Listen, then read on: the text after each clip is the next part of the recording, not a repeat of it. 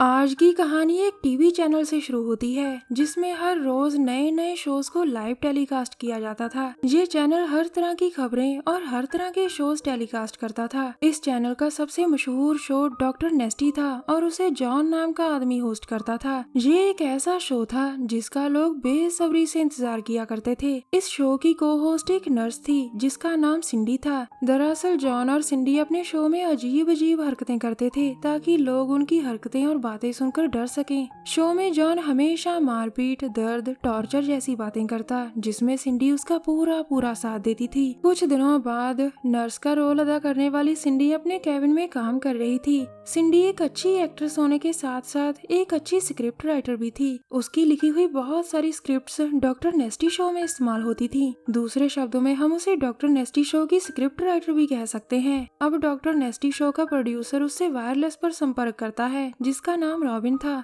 वो उसे शो के लिए जल्दी तैयार होने को कहता है, जिसके जवाब में सिंडी कहती है कि मैं समय पर तैयार हो जाऊंगी। सिंडी के पास अभी भी थोड़ा सा वक्त था और वो फिर से अपने काम पर लग जाती है। तभी उसके पास ओवन नाम का आदमी आता है। ओवन डॉक्टर नेस्टी शो का सेट डिजाइनर था और वो मन ही मन सिंडी को बहुत चाहता था। वो सिंडी को सिर्फ यही कहने आया था कि शो का टाइम हो चुका है और उसके बाद वो वहाँ से चला जाता है। उसकी बात मानकर सिंडी जल्दी जल्दी तैयार होकर जॉन के पास आती है और उसे भी शो के लिए तैयार होने को कहती है। अब जॉन उससे कहता है, तुम में अब वो बात नहीं रही सिंडी जो पहले थी। तुम तेजी से बूढ़ी हो रही हो। अब तो तुम्हारी शक्ल देखकर मुझे मेरी माँ की याद आने लगती है। मुझे तुमसे ज्यादा जुबान तो अमेरिका वाली प्रियंका आंटी लगती है। सिंडी चुपचाप उसकी बातें सुनती जा रही थी क्योंकि उसे पता था कि जॉन सस्ती दारू पीकर हमेशा ही भौंकता है। थोड़ी ही देर में जॉन और सिंडी का शो टेलीकास्ट होने लगता है जिसके लोग बहुत दीवाने थे। आज भी शो में जॉन और सिंडी अजीब हरकतें करते हैं ताकि वो लोगों को डरा सकें। आज जॉन ने सिंडी के हाथ बांधे हुए थे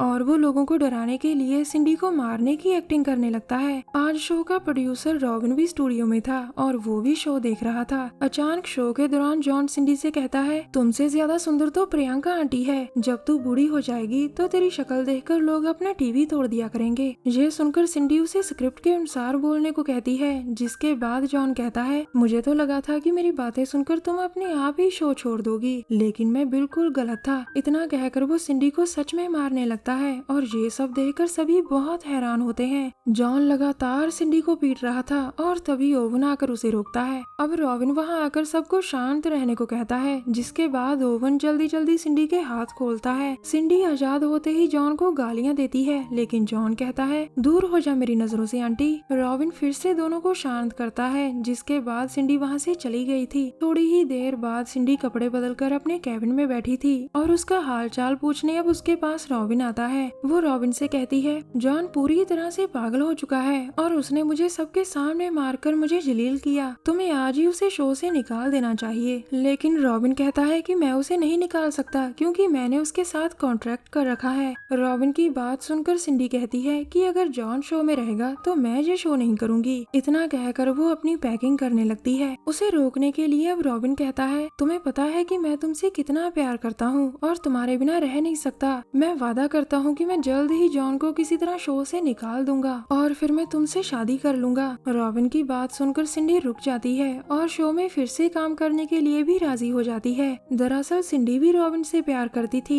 और उसी के कारण वो आज तक जॉन को बर्दाश्त करते आ रही थी। वो जब भी रॉबिन से जॉन की शिकायत करती तो रॉबिन कोई न कोई बहाना बनाकर उसे टाल देता था। अब ओवन उनके पास आकर रॉबिन से कहता है कि शो लाइव होने वाला है। ये सुनकर रॉबिन जाने की तैयारी करता है और सिंडी को आराम करने के लिए कहता है। कुछ देर बाद आज शो को सिर्फ जॉन ही होस्ट कर रहा था और उसने आज शो में 2 मेहमान बुला लिए थे। उधर सिंडी के जख्मों को ओवन साफ कर रहा था और इसी बीच वो सिंडी से कहता है, मुझे तुम्हारे कंधे पर बना हुआ टैटू बहुत अच्छा लगता है। इसके बाद वो दोनों टीवी में शो देखने लग जाते हैं और शो देखते देखते ओवन सिंडी से कहता है, जब जॉन ने तुम्हें कुत्तों की तरह मारा था तब मुझे बहुत गुस्सा आया था। अगर तुम चाहो तो मैं तुम्हारी मदद कर सकता हूँ। लेकिन सिंडी उसकी बात पर ज्यादा ध्यान नहीं देती और तभी वहाँ नई लड़की आ जाती है जिसका नाम टीना था। वो आकर सिंडी का सामान उठाती है और कहती है, आज से शो में तुम्हारी जगह मैं काम करूंगी सिंडी। पिछले हफ्ते जब मैं पहली बार यहाँ आई थी तभी से जॉन मुझ पर फिदा है। मेरी खूबसूरती के कारण ही वो तुम्हें हटाकर मुझे शो में लेना चाहता है। वैसे रॉबिन भी मेरी खूबसूरती पर फिदा है और वो मुझे पसंद भी करता है। मेरा यकीन करो सिंडी, अब तुम पहले जैसी जवान और खूबसूरत नहीं हो, तुम्हें यहाँ से चले जाना चाहिए। उसकी बात सुनकर सिंडी बहुत हैरान होती है, जिसके बाद टीना वहाँ से चली जाती है। उसके जाने के बाद सिंडी को बहुत गुस्सा आता है और वो सीधा रॉबिन के पास जाकर कहती है, मुझे जल्दी जल्दी बताओ कि यहाँ क्या चल रहा है। उसकी बात सुनकर रॉबिन उसे शांत रहने को कहता है और फिर कहता है, अगर तुम चाहो तो शो के लिए स्क्रिप्ट लिख सकती हो, इसके बिना मैं तुम्हारी कोई मदद नहीं कर सकता। ये सुनकर सिंडी को और भी गुस्सा आता है और वो वहाँ से जाने का फैसला करती है। रॉबिन उसे एक बार फिर रोकने की कोशिश करता है और उसे रोक कर कहता है, तुम सच में बूढ़ी हो रही हो सिंडी, और अब मैं टीना से शादी करना चाहता हूँ। रॉबिन ने ये बात सभी लोगों के सामने कही थी, जिसके बाद सभी लोग सिंडी पर हंसने लगते हैं। उनके सामने रॉबिन एक बार नहीं कई बार सिंडी का मजाक उड़ाता है। रॉबिन से जलील होने के बाद सिंडी फिर से अपने कैबिन में आ जाती है। आज पहले जॉन ने उसे जलील कर सबके सामने मारा था और अब रॉबिन ने उसका सबके सामने मजाक उड़ाकर उसे जलील किया। सिंडी अच्छी तरह से समझ गई थी कि रॉबिन और जॉन किसी के काम की कदर नहीं करते, बल्कि वो तो सिर्फ लड़कियों का फायदा उठाना जानते हैं। सिंडी जिन्हें अपना अच्छा दोस्त मान रही थी, उनकी असलियत अब उसके सामने आ चुकी थी। इतनी बेइज्जती करवाने के बाद सिंडी को इतना गुस्सा आता है कि वो सभी से बदला लेने का फैसला करती है। और तो और उसने जिस शो के लिए कई सालों से मेहनत करी थी, आज उसे उसी शो से निकाल दिया गया था, वो भी ये कहकर कि तुम अब पहले जितनी खूबसूरत और जवान नहीं रही। अब सिंडी सबसे पहले रॉबिन को मारने का फैसला करती है, मगर उसे और टीना को तो पहले ही किसी ने रगड़ दिया था। रॉबिन और टीना की लाशें देखकर वो काफी डर गई थी। अब वो स्टूडियो में आती है, लेकिन यहाँ सिर्फ लाशें ही लाशें पड़ी थी। स्टूडियो में हर तरफ इतनी लाशें पड़ी थी कि जैसे ये कोई नर्क हो। ये उन लोगों की लाशें थी जो कुछ देर पहले सिंडी पर हंस रहे थे। अब डरी हुई सिंडी आगे बढ़ रही थी और तभी वो देखती है कि कोई जॉन को बहुत मार रहा है। उसे सामने देखकर जॉन उससे मदद मांगता है और तभी जॉन को मारने वाला ओवन कहता है, ये सब मैंने तुम्हारे लिए किया है सिंडी, अब तुम पर कोई नहीं हंसेगा। इतना कहकर वो सिंडी के पास आता है और उसे कहता है, मैं तुमसे बहुत प्यार करता हूँ सिंडी, और तुम्हारे साथ रहना चाहता हूँ। तुम आज भी पहले जितनी ही खूबसूरत हो। ओवन की बातें सुनकर सिंडी खुश हो जाती है और वो ओवन के साथ रहने का फैसला करती है। कहानी के आखिर में सिंडी जॉन को मारकर अपना बदला पूरा कर लेती है। दरअसल इस कहानी में ये दिखाया गया है कि टीवी एक्ट्रेस की जिंदगी कैसी होती है। उसकी उम्र जैसे ही बढ़ती है तो शो वाले उसे काम से निकाल देते हैं। मेल एक्टर की उम्र जितनी भी हो,